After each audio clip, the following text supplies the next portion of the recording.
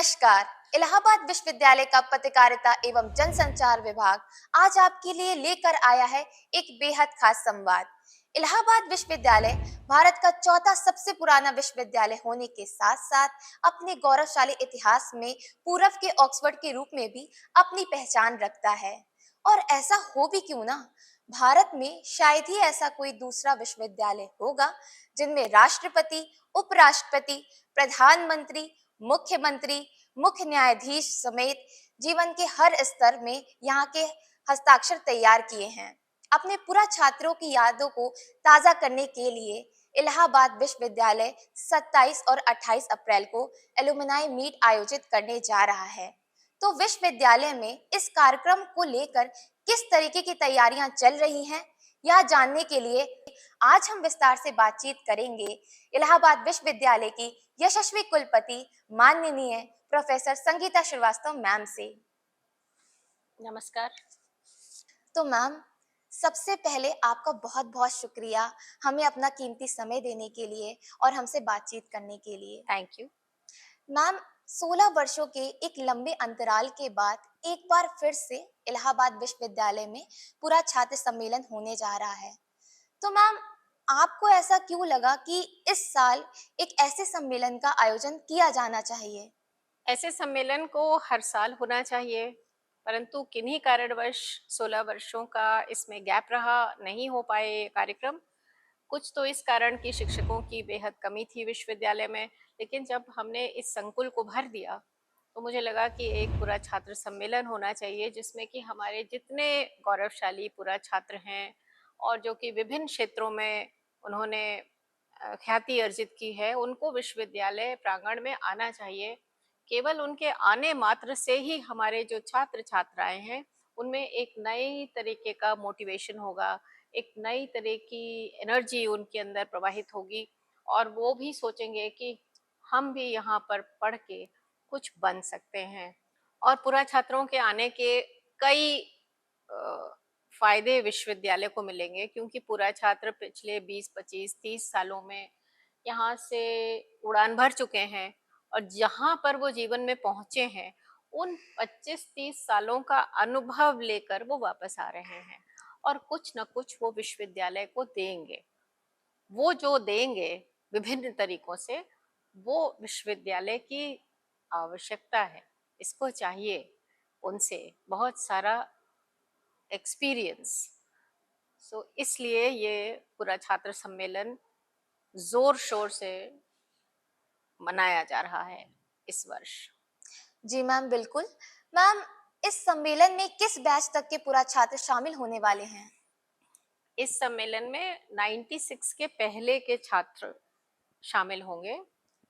इनको हमने थोड़ा सा बांट दिया है इसलिए कि हमारे पूरा छात्रों की संख्या बहुत अधिक है और एक साथ प्रांगण में हम बहुत सारे पूरा छात्रों को एकत्रित शायद ना कर पाते। कोई ऐसी बात नहीं है कि 96 के बाद के छात्रों को हम नहीं बुलाएंगे, हम बुलाएंगे उनको, लेकिन जैसे 96 के बाद अब जो अगला पूरा छात्र सम्मेलन करेंगे वो हम कर सकते हैं कि ठीक है 2004 के पहले वाले और 96 तक के छात्र, तो इस तरीके से बदल बदल के हम लोग छात्रों को बुलाएंगे। मैम, ये तो बहुत अच्छी बात है। मैम, मेरा अगला प्रश्न इसी पे ही है। चूंकि अब यह सम्मेलन काफी नजदीक आ रहा है, तो फिलहाल इस सम्मेलन के लिए किस तरीके की तैयारियां की जानी चाहिए? सम्मेलन में बहुत सारी तरह की तैयारियां हो रही हैं। हमारे जो दृश्य कला विभाग है और जो हमारा संगीत विभाग है, सबसे ज़्यादा तैयारियां तो वहीं हो रही हैं पूरा छात्रों के सम्मेलन के लिए। एक दिन जहां 27 तारीख को हमारे यहाँ जो वैरायटी प्रोग्राम हो रहा है, कल्चरल इवेंट हो रहा है, उसमें ज़्यादातर कार्यक्रम संगीत विभाग और कुछ नृत्य और परफॉर्मिंग आर्ट्स के होने वाले हैं। एक बहुत अच्छा एरिया इलाहाबाद यूनिवर्सिटी का, जो कि पहले बिल्कुल नेग्लेक्टेड पड़ा हुआ था, उसको हम लोगों ने डेवलप करा लिया है निराला कलाग्राम के नाम से। वहाँ पर भी एक स्कल्पचर और बहुत सारी चीज़ों की विभिन्न आयामों की एक वर्कशॉप हो रही है। उसमें भी जो सामान बन के तैयार होगा उसको वहाँ पर सजाया जाएगा, वो भी एक एग्जीबिशन होगी और वहाँ पर एक फूड कोर्ट भी लगेगा। तो एक ये पहल है कि विश्वविद्यालय के अंदर भी एक इस तरीके का वातावरण तैयार होगा जहाँ पर कि बच्चे बड़े सभी कोई आ सकते हैं और वो देख सकते हैं कि यूनिवर्सिटी के अंदर और क्या-क्या चीज़ें होती हैं।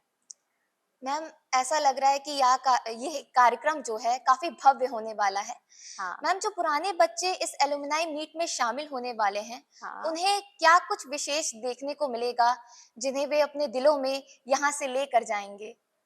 उन्हें बहुत सारी चीज़ें देखने को मिलेंगी, जैसे कि आजकल के जो बच्चे हमारे हैं मुझे दिखाई देता है कि वे भी काफ़ी उत्साहित हो जाते हैं। हमारे जितने बाहर भवन साफ हो गए हैं और उनमें सफाई-पुताई का कार्यक्रम कंप्लीट हो गया है, फव्वारे चल पड़े हैं, बाग-बगीचे अच्छे हो गए हैं। सबसे ज़्यादा रुचिकर जो है वो हमारा विजयानगरम हॉल है, जो कि काफ़ी वर्षों से एक ऐसी अवस्था में पड़ा हुआ था कि उसकी ओर किसी ने ध्यान नहीं दिया था। वो साफ-सुथरा और देखने योग्य हो गया है और जिस तरीके का आर्किटेक्चर हमको यूरोप में और अमेरिका में देखने को मिलता है, उन कंट्रीज़ में देखने को मिलता है, वही आर्किटेक्चर हमको इस विजयनगरम हॉल में भी देखने को मिलता है। तो ये बहुत ही खूबसूरत है और इसकी खूबसूरती का जितना वर्णन किया जाए वो कम है और इस तरह की चीज़ें शायद ही किसी और विश्वविद्यालय में हो, सिर्फ़ और सिर्फ़ इलाहाबाद विश्वविद्यालय में ये आर्किटेक्चर बना हुआ है, गॉथिक स्टाइल ऑफ आर्किटेक्चर है। यहाँ की जितनी भी बिल्डिंग्स हैं ये सब गॉथिक आर्किटेक्चरल स्टाइल में बनी हुई हैं।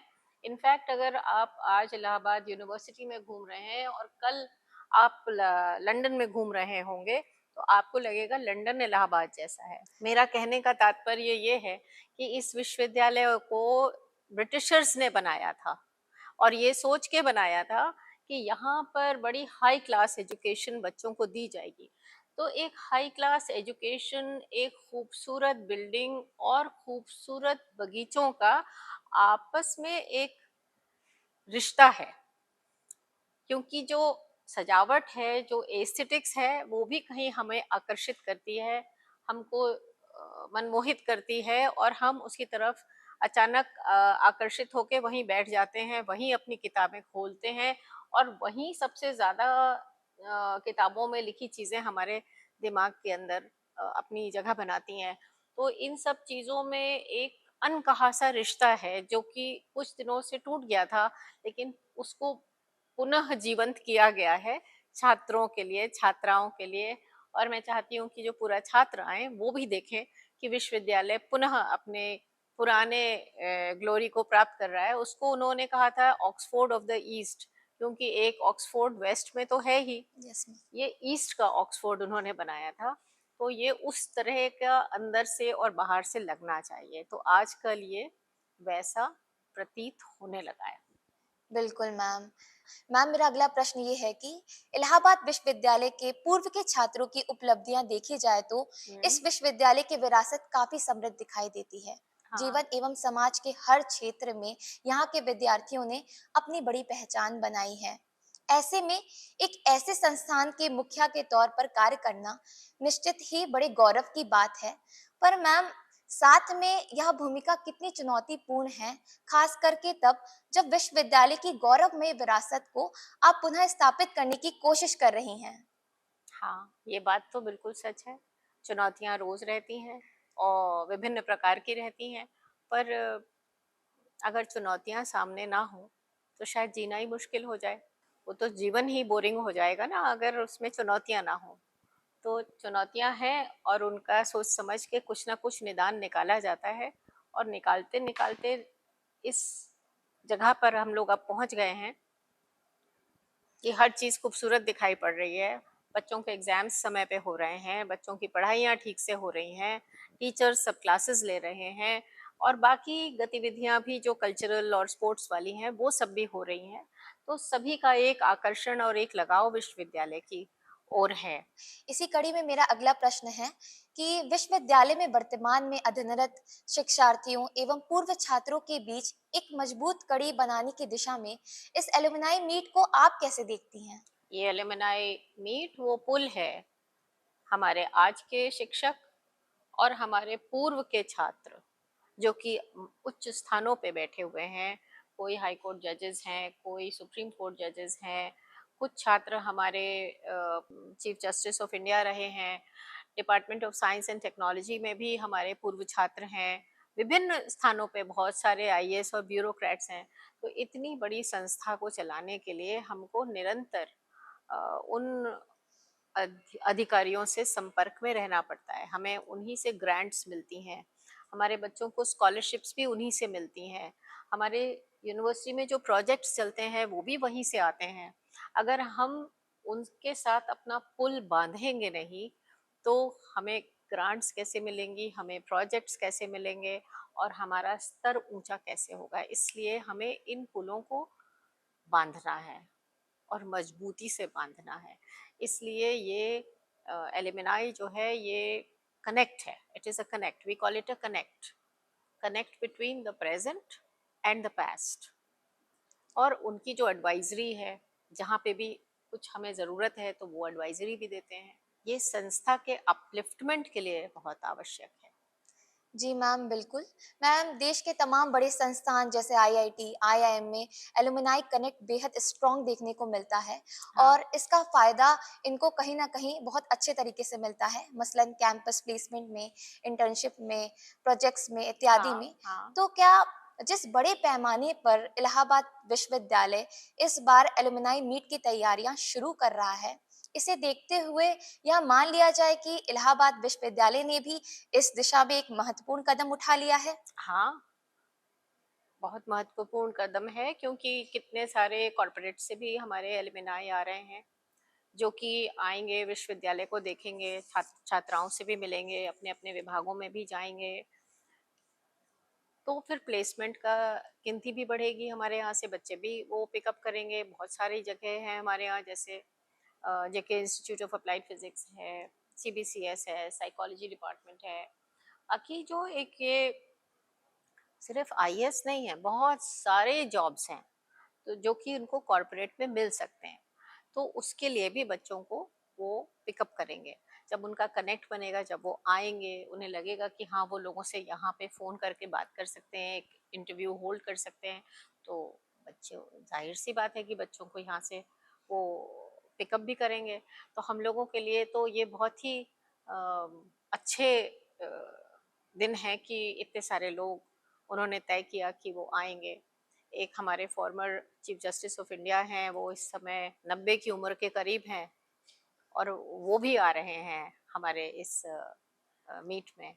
तो लोगों में जो आ रहे हैं उनमें भी बहुत एक्साइटमेंट है, खुशी है और हम लोगों को महसूस हो रही है। और हम लोग जो प्रोग्राम कर रहे हैं और अक्सर ही मीटिंग करते रहते हैं, हम लोगों में भी बहुत खुशी है कि हमारे पुराने छात्र जो यहीं से मजबूत होकर, यहीं से अपने पंख बड़े करके और यहीं से उन्होंने एक उड़ान भरी थी, वो वापस हमारे पास आ रहे हैं और अपने पूरे ग्लोब में जहाँ जहाँ पे भी उन्होंने जो भी एक्सपीरियंस अर्जित किया है वो हम लोगों से शेयर करेंगे। चलते-चलते मेरा आखिरी सवाल मैम, जिस तरीके से हर सोशल मीडिया प्लेटफ़ॉर्म पर इस सम्मेलन से जुड़े पोस्ट्स को देखकर यहाँ के पूर्व छात्र अपनी प्रतिक्रिया दे रहे हैं, उससे साफ-साफ झलकता है कि उनमें इस कार्यक्रम को लेकर काफ़ी उत्सुकता है। और मैम, सोशल मीडिया में देश और दुनिया भर के अलग-अलग कोनों में रहने वाले छात्रों ने इस एलुमनाई मीट को लेकर अपनी उत्सुकता दिखाई है। ऐसे में आप उन सब से इसके बारे में क्या मैसेज देना चाहेंगी? आज के समय में हमें कोई ज़्यादा मैसेज देने की क्या आवश्यकता है। पूरा प्रोग्राम दोनों दिन लाइव स्ट्रीम होगा और उसका लिंक अभी आ गया होगा वेबसाइट पे, यूनिवर्सिटी की वेबसाइट पे। तो बस अब दिन गिनना लोग शुरू करें और जहाँ पर भी बैठे हैं, जिस भी कोने में बैठे हैं, ऑस्ट्रेलिया में, अमेरिका में, सिंगापुर में या भारतवर्ष में या किसी भी कारणवश वो आ नहीं पाए हैं, वो सारा कार्यक्रम लाइव स्ट्रीमिंग के थ्रू देख सकते हैं, सारी स्पीचेस सुन सकते हैं, सारे जितने भी एलिमनाई के लोग बातचीत करेंगे। एक कार्यक्रम हमने एलिमनाई एलिमनाई टॉक कर रखा है 28 तारीख को, उसको भी लोग सुन सकेंगे कि वो लोग हमें क्या एडवाइजरी दे रहे हैं, क्या रोचक बातें हो रही हैं और उस समय की यूनिवर्सिटी कैसी थी। तो क्या उस समय की यूनिवर्सिटी को हम लोग आज परिवर्तित कर सकते हैं, उस तरह का माहौल क्या हम लोग ला सकते हैं? यही सबसे बड़ा प्रश्न मैं सोचती हूँ कि उठेगा और उसके ऊपर हम लोगों को चिंतन करना पड़ेगा कि जैसे उस समय हमारे शिक्षकों ने बच्चों को ढाला था, बनाया था, वैसे आज भी हमारे शिक्षक उस तरीके से ढाल दें, बना दें कि कल के हमारे छात्र छात्राएं कोई प्रेसिडेंट बने, कोई प्राइम मिनिस्टर बने, कोई फिल्म्स में जाए, तो कोई जुडिशरी में जाए, तो कोई बहुत अच्छा वकील बन जाए, कोई लिटरेचर में अपने कदम आगे बढ़ाए। तो हमारी तो आयामी सफलताएं रही हैं पहले, तो अब भी हम उनको फिर से अर्जित कर सकें, हमारे छात्र अर्जित कर सकें, यही इस एलुमनाई कनेक्ट का मुख्य उद्देश्य है। बहुत बहुत शुक्रिया मैम, हमें अपना कीमती समय देने के लिए और इतने विस्तार से सारी बातों को बताने के लिए। हम सबको पूरा विश्वास है कि आपके कुशल नेतृत्व में यह सम्मेलन काफी रोचक होने वाला है। हम्म। तो इसी के साथ मैं इजाजत लेती हूँ मैम। नमस्कार।